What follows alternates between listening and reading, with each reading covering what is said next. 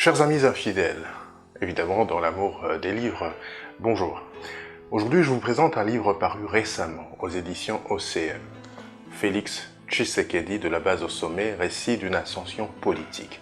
243 pages, écrit par Yves Bunkulu Zola, paru en 2022. L'auteur de ce livre est un docteur en médecine humaine, chirurgie et accouchement de l'université de Kinshasa. C'est également une personnalité politique de la nouvelle génération, membre de l'UDPS, président de la Ligue des jeunes du parti et actuellement ministre de la Jeunesse, initiation à la nouvelle citoyenneté et de la cohésion nationale. C'est un homme qui a été de tous les combats de l'UDPS et proche de Félix Antoine Tshisekedi Tshilombo, président de la République démocratique du Congo depuis le 24 janvier 2019, qui nous signe donc ce titre.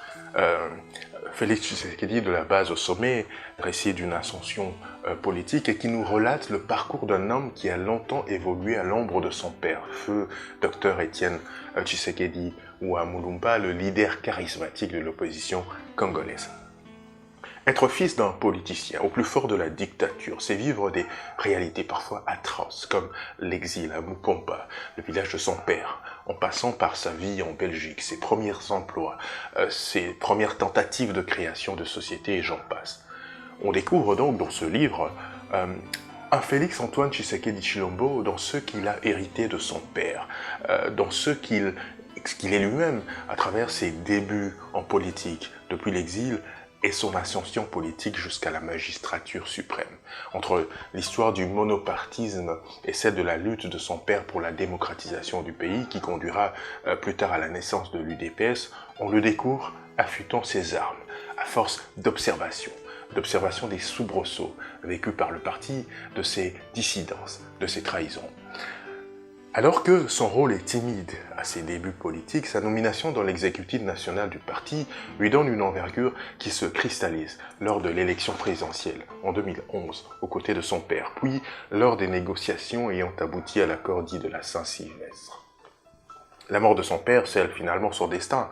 Il hérite d'un parti dont la machine a rouillé à la suite des guerres intestines, de positionnement, des alliances et des trahisons.